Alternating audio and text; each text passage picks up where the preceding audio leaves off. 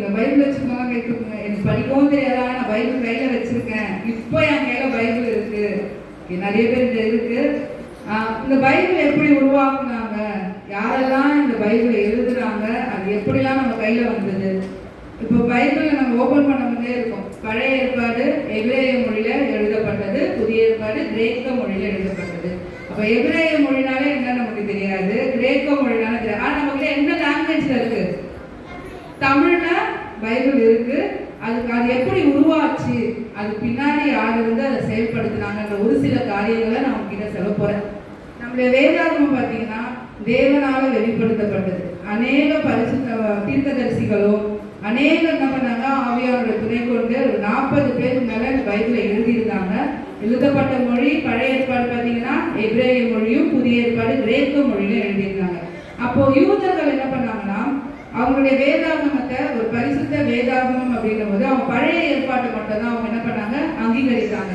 பழைய ஏற்பாடு பார்த்தீங்கன்னா ஏறக்குறைய கிமு 285 கிரேக்க மொழிக்கு மாற்றம் செய்யப்பட்டது. யூதர்கள் காலத்துல பாத்தீங்கன்னா கிரேக்க மொழிக்கு பழைய ஏற்பாடு மாற்றம் செய்யப்பட்டது. அந்த மொழி மாற்றத்துக்கு பேர் தான் ஜப்ஸ்து வஜிந்த். இது பாத்தீங்கன்னா யூதர்கள் புதிய ஏற்பாடு அவங்க ஏற்றுக்கொள்ள, இயேசு கிறிஸ்து அவங்க என்ன பண்ணல, ஏற்றுக்கொள்ளல. மோசையோட ஆகமங்களையும் அவருடைய நியாய பிரமாணங்களையும் மட்டும்தான் அவங்க ஏற்றுக்கொண்டு இருந்தாங்க.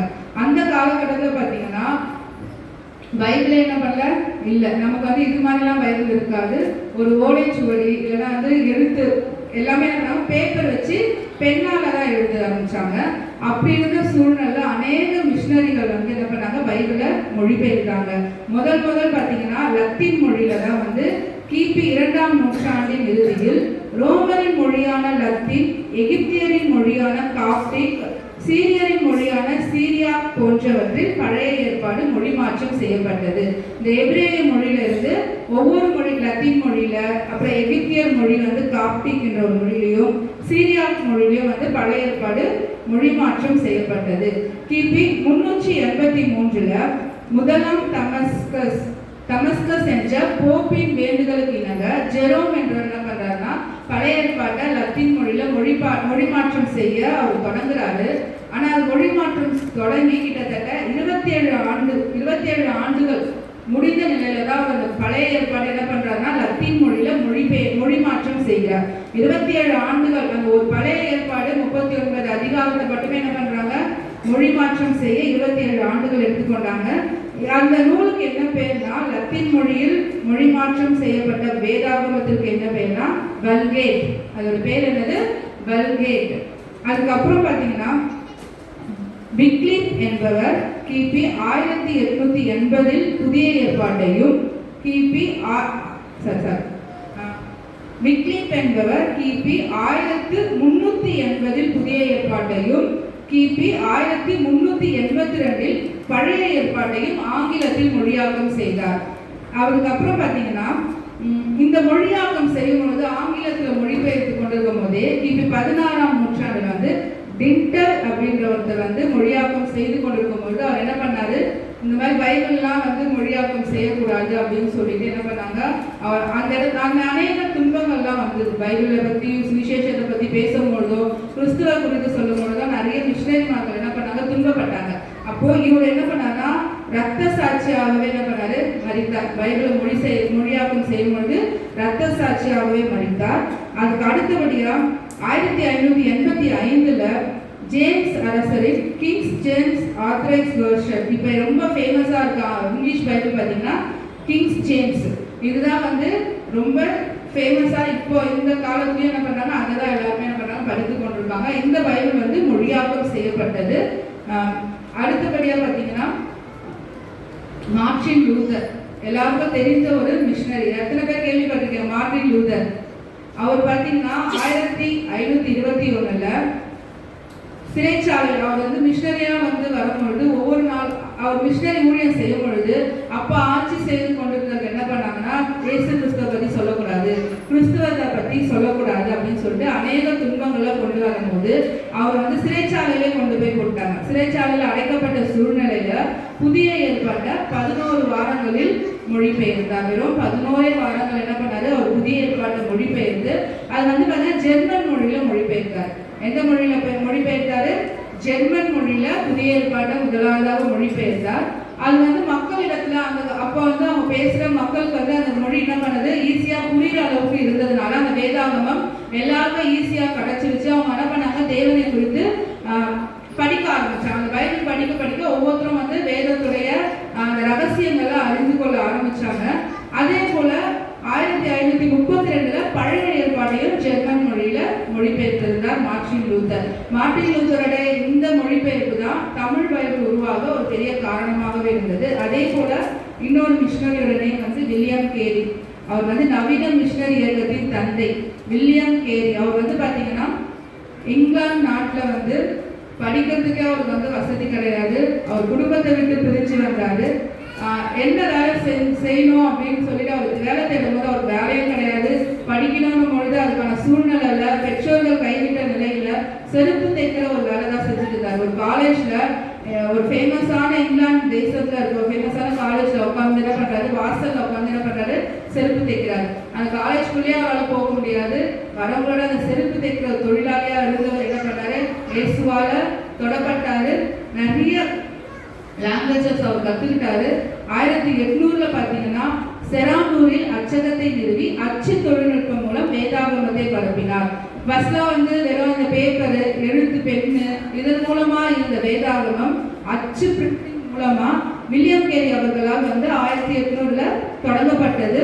அந்த வேதாகமம் பார்த்தீங்கன்னா கிட்டத்தட்ட அநேக மொழிகள்ல அவர் வந்து முயற்சி செய்து ஒவ்வொரு மொழிக்கு ஏற்ற மாதிரி வேதாகமத்தை அச்சு மூலமாக பிரிண்ட் மூலமாக வந்து ரெடி பண்ணாரு. அது வந்து பார்த்தீங்கன்னா வங்காள மொழி, அதுக்கப்புறம் சமஸ்கிருதம், ஹிந்தி, மராத்தி, ஒரியா, அசாமி போன்ற மொழிகள்ல கிட்டத்தட்ட 40 இந்திய மொழிகள் கிட்ட என்ன பண்றாங்க, தமிழ் முழு வேதாகமத்தையும் அவர் வந்து பிரிண்ட் மூலமா ரெடி பண்ணி அநேகருக்கு கொடுத்தாங்க. அவர் கூட சேர்ந்து பார்த்தீங்கன்னா அவருடைய ஃப்ரெண்ட்ஸ் 2 பேர் வந்து இந்த வேலையை செய்யறாங்க. அவர் மட்டும் தனியாக செய்யல. 1801 ஜோஷ்வா மார்ஷ்மேன் அப்படின்றவரும் வில்லியம் வார்ட் என்பவரும் சேர்ந்து என்ன பண்றாங்க, புதிய ஏற்பாட்டை மொழி மாற்றம் செய்யறாங்க. ஆனா அந்த மொழி மாற்றம் செய்த பிறகு கூட அந்த வேதாகமத்தை அப்படியே வந்து ஜனங்களுக்கு கொடுக்கல.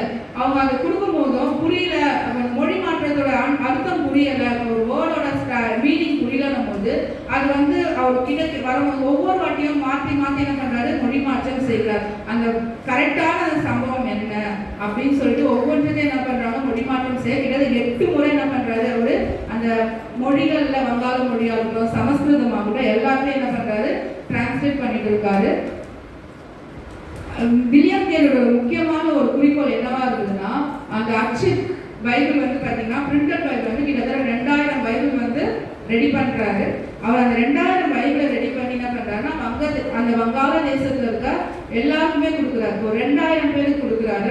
அந்த 2000 பேரும் என்னன்னா ஒரு மிஷினரியா அவர் நினைக்கிறாரு. இந்த வேதத்துல வந்து என்ன பண்றாரு, ஒரு வேதாகமம் இருக்குன்னா இது வந்து ஒரு மிஷினரி. இப்போ நம்ம போய் சொல்றது இந்த வேதாகமத்தை கொடுக்கும் பொழுது அவங்க வந்து இதை படிக்க படிக்க என்ன பண்ணுவாங்க, இதோட அன்பை உணர்ந்துப்பாங்க, இதோட ஆழத்தை அறிஞ்சிப்பாங்க. ஸோ அப்போ ஒரு பைபிள் கொடுத்தனா ஒரு மிஷினரி என்ன பண்றாங்க, உருவாகுறாங்க. அப்போ 2000 பைபிளை நான் கொடுக்கும் பொழுது அந்த இடத்துல 2000 மிஷினரிகள் வந்து உருவாகுறாங்க அப்படின்னு வந்து அவர் சொல்றாரு. இப்போ நம்ம தமிழ் பைபிளை மொழிபெயர்த்தது யாரும் பார்க்கலாமா? யாருன்னா தூக்கம் வருதா? தூக்கம் வரவங்க அழகே சொல்லலாமா?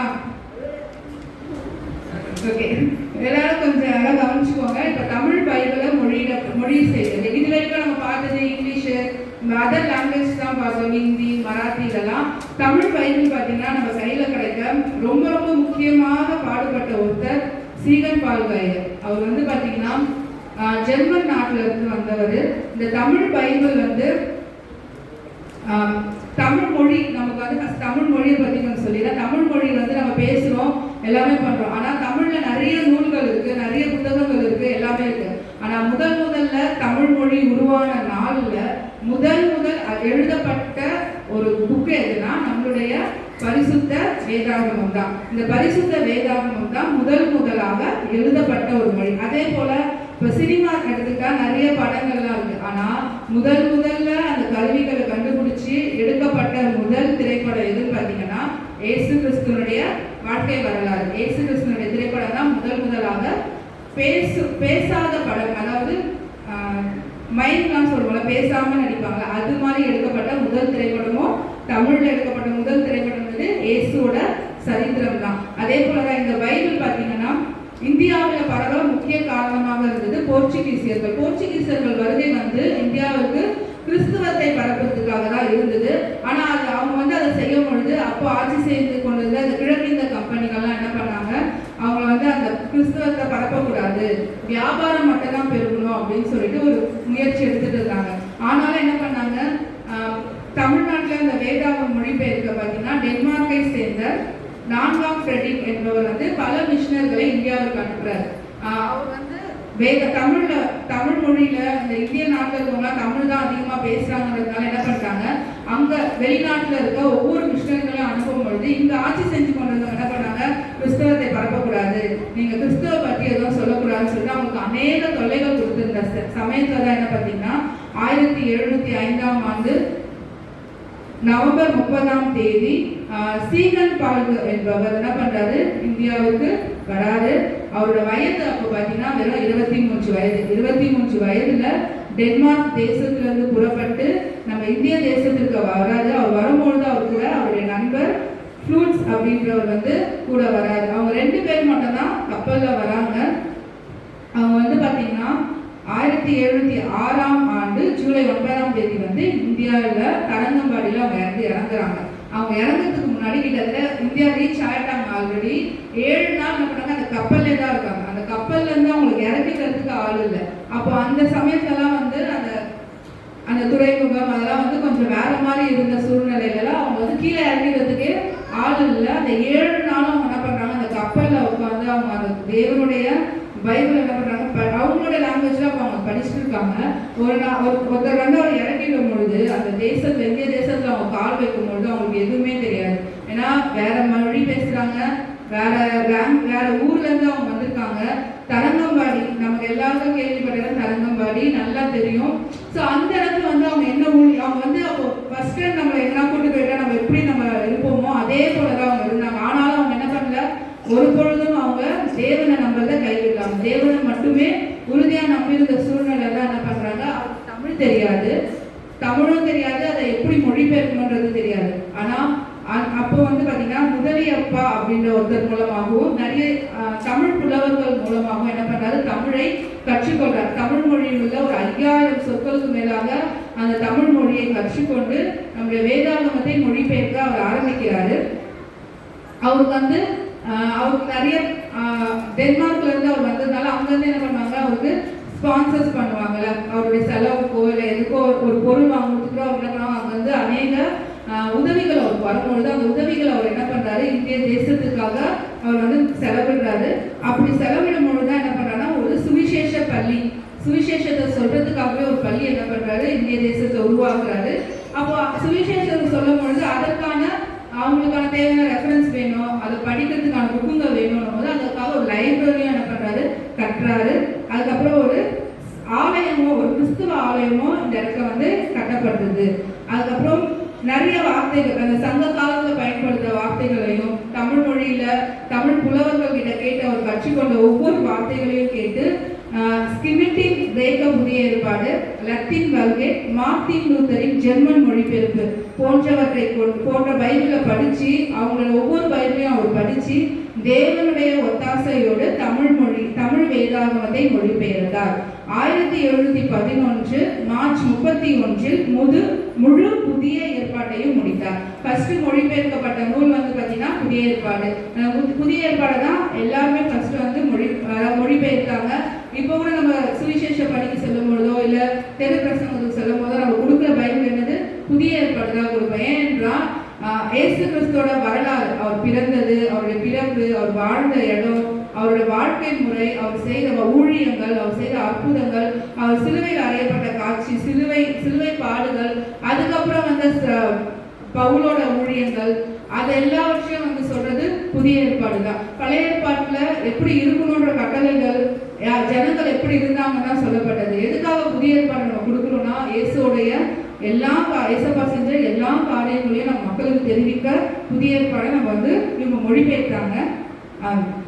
எழுத்து ஓலை மற்றும் காகிதத்தினால் மொழிபெயர்க்கப்பட்ட பைபிள் பார்த்தீங்கன்னா சீகன் பால்கோட முயற்சியால ஜெர்மனியிலிருந்து அச்சு இயந்திரமும் அச்சு எழுத்து எழுத்துக்களை பிரிண்ட் செய்கிற மிஷினும் அந்த பிரிண்டிங் மிஷினாக என்ன பண்ணாரு அவர் கொண்டு வந்து மறுபடியும் என்ன பண்ணுறாருன்னா 1713 புதிய ஏற்பாட்டில் பிரிண்டிங்கில் பிரிண்ட் பண்ணி எல்லாருக்கும் வந்து பதிவு செஞ்சு கொடுக்குறாங்க. அதுக்கப்புறம் 1715ஆம் ஆண்டு புதிய ஏற்பாடு அச்சிட செய்யப்பட்டது. அவங்க ரெடி பண்ணுறாங்க. 13 தொடங்கின அந்த வேலை எப்போ முடிக்கிறாங்கன்னா 1715 தான் வந்து புதிய ஏற்பாடை மொழியாக்கம் செய்தாங்க. அவர் புதிய ஏற்பாடு மட்டும் மொழி செய்து அமைதியா இல்லை, பழைய ஏற்பாடு என்ன பண்ணாரு, மொழியாக்கம் செய்ய தொடங்கினார். ஆதி ஆகமத்திலிருந்து ரூத் புத்தகம் வரைக்கும் அவர் மொழிபெயர்த்து கொண்டு வந்த அந்த காலகட்டத்தில் 1719 பிப்ரவரி 23ஆம் ஆண்டு தன்னுடைய 37ஆம் வயதில் சீகன் பால்க் அவர்கள் கத்தரைக்குள் நித்திரை அடைந்தார். அவர் என்ன பண்ணாரு, தேவனுக்காக உழைத்தார். சுவிசேஷத்தை எப்படி எல்லாரும் மத்தியிலும் கொண்டு போய் செல்லணும், இந்த பைபிளை எப்படி எல்லார்கிட்டையும் கொண்டு போகணும், ஜெர்மன் மொழியிலையும் கிரேக்க மொழியிலையும் இங்கிலீஷ்லயும் இந்த பைபிள் தமிழ் மொழியில தமிழ் மக்களுக்கு எப்படி பயன்படுத்தணும்னு சொல்லிட்டு அநேக காரியங்கள் ஒவ்வொன்றத்தையும் அவர் வந்து முயற்சி எடுத்து செய்தவர். கர்த்தருக்குள் 1719 என்ன பண்ணாரு, மரித்தார். ஆனாலும் அவர் விட்டுட்டு போன பணியை அப்படியே அவர் நிறுத்தி இல்லை. மீதி உள்ள பழைய ஏற்பாடு பகுதிகளை பெஞ்சமின் சூல்ச் ஐயர் என்பவர் முடித்தார். அவர் வந்து மொழியாக்கம் செய்து முழு வேதாகமத்தையும் நம்ம கிட்ட இருக்க முழு வேதாகமத்தையும் நமக்கு தமிழ்ல மொழிபெயர்த்து கொடுத்தாங்க. நான் வந்து சொன்னது கொஞ்சம் தான். இன்னும் நம்ம அதிகமா படிச்சோம்னா ஒவ்வொருத்தருடைய வாழ்க்கையை பத்தி நம்ம படிக்கும்பொழுது வில்லியம் கேரி ஆகட்டும், மார்ட்டின் லூத்தர் ஆகட்டும், சீகன் பால்க் ஐயர் அவங்களாம் பத்தி நம்ம பேசணும்னா ரொம்ப நேரம் பேசலாம், 1 மணி நேரம் கூட தாராளமா பேசலாம். அவங்க செய்த ஊழியர்கள் அது மாதிரி கடுமையான சூழ்நிலையில எது ஒரு சாப்பாடு கிடைக்காது, தண்ணி கிடைக்காது, எல்லா சூழ்நிலைகளையும் மேற்கொண்டு சிறைச்சாலைக்கு போயிருக்காங்க. அவங்க அரெஸ்ட் பண்ணி ஒவ்வொரு நாளும் என்ன பண்ணுவாங்க, அரெஸ்ட் பண்ணுவாங்க, துன்பப்படுத்துவாங்க. அந்த காலகட்டத்துல தமிழ் பைபிளை நமக்காக மொழிபெயர்த்து கொடுத்தாங்க. ஒவ்வொருத்தரும் என்ன பண்ணாங்க, வேதாகமம் ஈஸியா கிடைக்கணுன்றதுக்காக அவங்க மொழிபெயர்த்தாங்க. நம்ம இப்ப எந்த ஸ்டைல வேணாலும் வேதாகமத்தை வச்சிருக்கலாம். ஒவ்வொரு ஸ்டைல் இருக்கு பைபிள்ல, ஒரு மாடல் இருக்கு, சின்னதா இருக்கு, பெருசா இருக்கு, பாக்கெட் பைபிள் கூட இருக்கு, இவ்வளவு சைஸ்லயும் பைபிள் இருக்கு, பெருசாவும் இருக்கு. ஸோ அப்படிப்பட்ட பைபிள் நமக்கு கிடைக்க அநேக மிஷினரிமார்கள் வந்து முயற்சி செஞ்சிருக்காங்க. நான் சொன்னது 2 பேர் மட்டும்தான், ஆனா இன்னும் அதே அநேகர் இருக்காங்க. நீங்க உங்களுக்கு டைம் கிடைச்சா நீங்க கூகுள்லயோ இல்ல புக்ஸோ வாங்கி நீங்க படிச்சு பாருங்க, அது உங்களுக்கு பயனுள்ளதா இருக்கும். கத்ததாமே இந்த வார்த்தைகளை ஆசீர்வதிப்பாங்க. கேட்கறதுக்கே தலை சுத்தத்துல உங்களுக்கு அதை செஞ்சவங்களுக்கு எப்படி இருக்கும்? அவ்வளோ கஷ்டப்பட்டு நம்ம கையில் இருக்க பைபிள் வந்து இப்போ நம்ம கைக்கு வந்திருக்கு. எத்தனை பேர் பைபிள் கொண்டு வச்சிருக்கீங்க? வழியில் தூக்கி காட்டுங்க பார்க்கலாம்.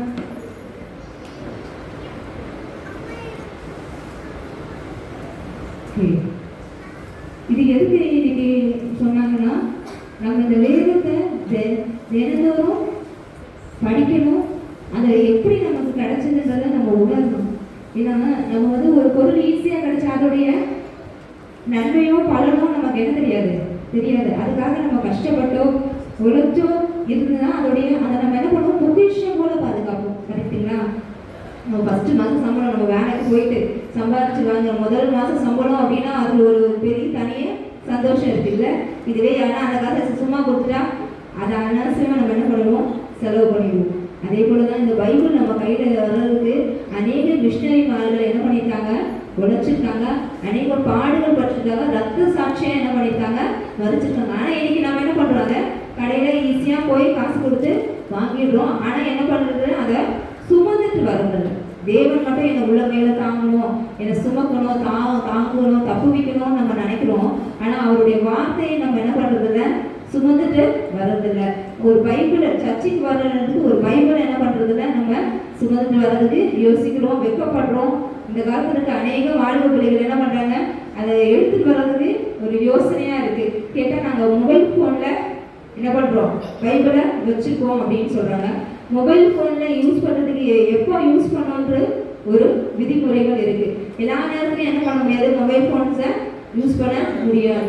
இப்போ நம்ம ஒரு ட்ராவல் போகிறோம், நம்மளால என்ன பண்ண முடியல, அந்த டைமை யூஸ்ஃபுல்லாக யூஸ் பண்ணோம் அப்படின்றதுக்காக என்ன பண்ணலாம், ஒரு பஸ்ஸில் போகிறோம் இல்லை ஒரு ட்ரெயினில் போகிறோம்னா அந்த நேரத்தில் என்ன பண்ணலாம், நம்ம மொபைல் ஃபோனை எடுத்து என்ன பண்ணலாம், நம்ம வேறு எதாவது வாசிக்கலாம். இல்லைன்னா நம்ம ஆஃபீஸ் போகிறோம் அப்படின்ற பட்சத்தில் நமக்கு ஒரு பிரேக் டைம் கிடைக்குது, ஒரு லன்ச் டைம் கிடைக்குதுன்னா என்ன பண்ண முடியும், அந்த நேரத்தில் என்ன பண்ணலாம், ஒரு நம்மளுடைய மொபைல் ஃபோனை எடுத்து நம்ம வாசிக்கலாம். ஆனால் நம்ம வரது எதுக்காக தான் வரோம், தேவனை ஆராதிக்க வரும், தேவனுடைய வார்த்தைகளை கேட்க வரும், வரதே சபைக்கு வரும். அந்த நேரத்தில் கூட நம்ம என்ன பண்ணுறதில்ல, பைபிளை நம்ம எடுத்துகிட்டு வர என்ன பண்ணுறோம், யோசிக்கிறோம். அநேகருடைய பைபிள் வீட்டில் எப்படி இருக்குது, தூசி படித்த ஒரு பொருளோட பொருளாக இருக்கிறது.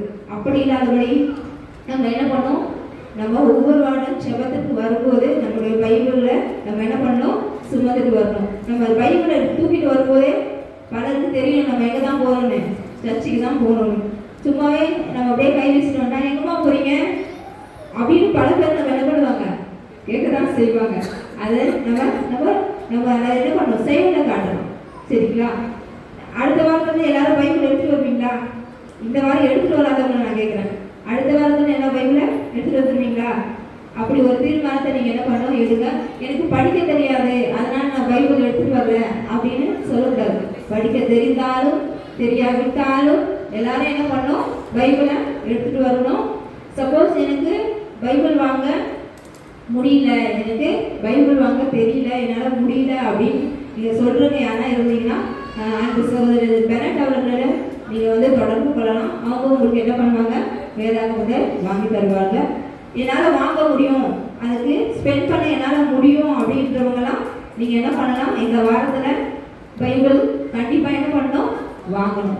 ஏன்னா நம்ம கிறிஸ்துவ மக்களாக இருக்கோம், நமக்கு அதோடைய அருமை என்ன பண்ண மாட்டேது, தெரியவே மாட்டேது. ஏன்னா நான் படிக்கிற காலத்தில் தான் நான் ஸ்கூலில் 11th 12th வந்து மெட்ரிக் ஹையர் செகண்டரியில் படித்தேன். 10th வரைக்கும் ஒரு கவர்மெண்ட் ஸ்கூலில் படித்தேன். அதனால் வந்து எல்லாருக்குமே ஒன்றுமே தெரியாமல் போச்சு.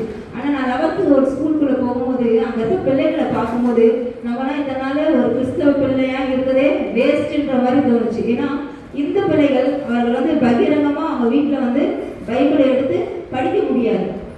அவங்க பேங்குள்ளே வச்சுருப்பாங்க பைபிளை. அந்த பைபிள் கூட அவங்க ஸ்பெண்ட் பண்ணி வாங்க முடியாது, வேறு ஒருத்தர் மூலமாக வாங்கி தருவாங்க. நான் என்ன பண்ணுவேன், அந்த பைபிள் இல்லைன்னு அந்த பிள்ளைகள் வந்து ஏங்குவாங்க. என் ஃப்ரெண்டு ஒருத்தி பாரதின்னு, அவளுக்கு பைபிள் வாங்கணும்னு அவ்வளோ ஆசை. ஆனால் அவளுக்கு பைபிள் வாங்க முடியாது. பைபிள் வாங்கியும் வீட்டில் தரமாட்டாங்க. எனக்கு இந்து குடும்பம். நாங்கள் வந்து எப்படியாச்சும் அந்த சின்ன பிள்ளைகள் 12வது வயசு படிக்கும்போது எங்ககிட்டயும் அவ்வளோ என்ன பண்ண முடியாது, காசு இருக்காது, எங்களாலேயும் அதை ஸ்பெண்ட் பண்ண முடியாது. ஆனால் நாங்கள் வந்து கிறிஸ்மஸ் டைமில் கிறிஸ்மஸ் ஸ்டைல் அப்படின்ற ஒரு விளையாட்டு விளையாடுவோம். அதில் வந்து தன்னுடைய சைல்டுக்கு ஏதாவது ஒரு கிஃப்ட் கொடுக்கணும். அப்போ என்ன பண்ணேன்னா, எனக்கு அவ்வளோதான் என்னுடைய சைல்டு, நான் அவளுக்கு கிஃப்ட் கொடுக்கணும். அந்த கிஃப்ட்டுக்கு வந்து அவளுக்கு பைபிள்லாம் ரொம்ப பிடிக்கும் அப்படின்றது எனக்கு நல்லாவே தெரியும். என்னாலும் அவங்க ஸ்பெண்ட் பண்ண முடியாது. அப்போ என்னுடைய தகப்பனார்கிட்ட நான் வந்து உதவி கேட்டு அவளுக்காக ஒரு பைபிளை வாங்கிட்டு போய் நான் அவளுக்கு கிஃப்ட் பண்ணேன். அதை பார்த்தோன்னே அவளுக்கு இருந்த சந்தோஷம் அவ்வளோ சந்தோஷம். ஏன்னா ஒரு இந்த பிள்ளையாக இருக்கும்போது அவளுடைய ஃபேஸில் நான் பார்த்த சந்தோஷம் அப்படிப்பட்ட சந்தோஷம். ஆனால் நம்ம இந்த காலகட்டத்தில் நம்ம கிறிஸ்தவர்கள் சொல்லிக்கிறோம், நம்ம இந்த சபைக்கு வரோம். ஆனால் அந்த பைபிளை வந்து சுமக்கிறதோ, அந்த வார்த்தைகளை படிக்கிறதோ, அதை வாசிக்கிறதோ நமக்கு வந்து ஒரு வெறுப்பாகவும் கசப்பாகவும் இருக்குது. நம்ம அப்படி இல்லாதபடி மற்றவர்களுக்கு முன்மாதிரியாக இருக்க இந்த வேதத்தை அனுதினமும் வாசிக்கவும், அதை சுமக்கவும் நம்ம அதை வெக்கமே படக்கூடாது. எந்த இடத்துலையும் நம்ம அதை பைபிள் தூக்க என்ன பண்ணக்கூடாது, வெக்கமே படக்கூடாது. நாம வெக்கப்பட்டோன்னா நமக்காக என்ன பண்ணுவார் கடவுள், ஒரு காலத்தில் வெக்க தான் படுவார். நம்ம என்ன பண்ணக்கூடாது, பைபிள் தூக்கிறதுக்கும் அதை படிக்கிறதுக்கும் அதை எழுதி போகிறோம், 4 பேர் மத்தியில் எழுதி போகிறதுக்கும் என்ன பண்ணக்கூடாது, வெக்கமே படக்கூடாது. ஓகேங்களா? யாருன்னா அடுத்த வாரம் எல்லாரும் பைபிள் கொண்டு வருவேன் அப்படின்னு சொல்லுவாங்க. கரங்களை தூக்குங்க பார்க்கலாம். நல்ல கரங்களை தூக்குங்க. கண்டிப்பாக அடுத்த வாரம் நான் பைபிள் கொண்டு வருவேன் அப்படின்ட்டு. சிறு பிள்ளைகளுக்கு கூட நீங்கள் வந்து ஒரு ரொம்ப சின்ன பிள்ளைங்களுக்கு கூட நீங்கள் என்ன பண்ணலாம், பைபிள் வாங்கி கொடுக்கலாம். எனக்கு தெரிஞ்சு ஒரு தேர்ட் ஸ்டாண்டர்ட் படிக்கிற பிள்ளைங்களுக்கு நீங்கள் முதல் பைபிள் வாங்கி கொடுக்கலாம். ஒரு 2nd ஸ்டாண்டர்ட் வரைக்கும் நீங்கள் ஒரு நியூ டெஸ்டமென்ட் வாங்கி கொடுக்கலாம். அந்த பிள்ளைகளுக்கு வந்து நீங்கள் வந்து ஒவ்வொரு வார்த்தைகளாக என்ன பண்ணணும், படிக்க சொல்லிக் கொடுக்கணும். எழுத்து கூட்டி நம்ம தமிழ் படிக்க எழுத்து கூட்டி சொல்லிக் கொடுக்குறோம். ஒவ்வொரு வேர்டாக நம்ம சொல்லிக் கொடுக்கல. அது மாதிரி ஒரு வார்த்தையாச்சும் நீங்கள் என்ன பண்ணணும், அந்த பிள்ளைகளுக்கு படிக்க சொல்லித்தரணும். ஓகேங்களா? கர்த்தர் தாமே உங்களை ஆசீர்வதிப்பார். ஆமாம்.